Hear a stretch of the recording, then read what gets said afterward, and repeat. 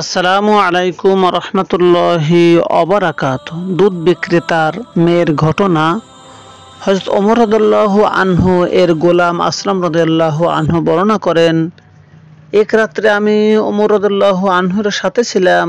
তখন তিনি মদিনাবাসীদের অবস্থা পর্যবেক্ষণের জন্য দেখতেছিলেন, টহল দিতেছিলেন। মাঝখানে ওমর রাদিয়াল্লাহু অর্থাৎ মাঝরাতে ওমর রাদিয়াল্লাহু এমন একটি ঘরের দেয়ালে হেলান দিয়ে দাঁড়ালেন, যে ঘরে মা তার মেয়েকে ডেকে বলেছে, মেয়ে আমার, তুমি উঠে দুধের সাথে পানি মিশাও। তখন মেয়ে বলল, মা আপনি কি জানেন এ ব্যাপারে হযরত ওমর রাদিয়াল্লাহু আনহু এর সিদ্ধান্ত কি?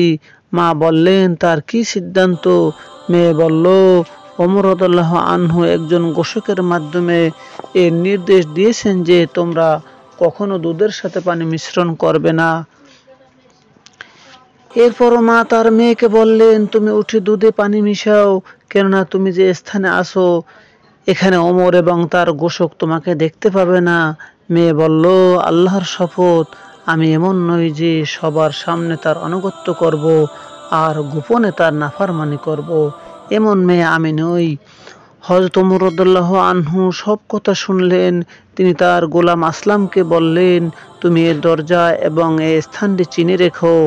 এরপর রাত শেষ হয়ে ভোর হলে হযরত ওমর রাদিয়াল্লাহু আনহু আসলামকে বললেন, তুমি সেখানে যাও এবং মা মেয়ের অবস্থা পর্যবেক্ষণ করো, তাদের স্বামী আছে কি।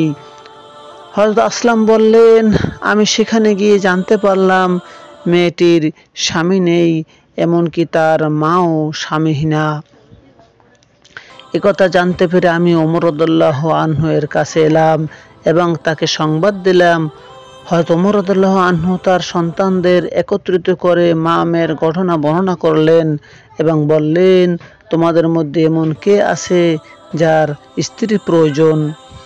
জেনে রেখো, তোমাদের পিতারা যদি কোনো নারীর প্রয়োজন হতো তবে এ মেয়ের ক্ষেত্রে কেউ তার চেয়ে অগ্রগামী হতে পারত না। তখন আব্দুল্লাহ এবং আব্দুর রহমান বললেন, আমাদের তো স্ত্রী আছে। আসিম রাদিয়াল্লাহু আনহু বললেন, হে আমার পিতা, আমাকে বিবাহ করিয়ে দিন। তখন ওমর রাদিয়াল্লাহু আনহু আসিমকে ওই মেয়ের কাছে পাঠালেন তাকে, এবং আসিম তাকে বিবাহ করলেন। এ মেয়ের গর্ভে একটি কন্যা সন্তান জন্মগ্রহণ করে। তার থেকে জন্মগ্রহণ করে ওমর ইবনুল আব্দুল আজিজ রাহমাহুল্লাহ, যাকে বলা হয় দ্বিতীয় ওমর। আল্লাহ তাআলা আমাদের প্রত্যেক মা বোনদের হেফাজত করুন। আল্লাহ এবং রসুলের পথে চলার তৌফিক দান করুন। সমাজের বেশি বেশি ভালো কাজ করার তৌফিক দান করুন। আমিন। আসসালামু আলাইকুম রহমতুল্লাহি ওয়া বারাকাতুহু।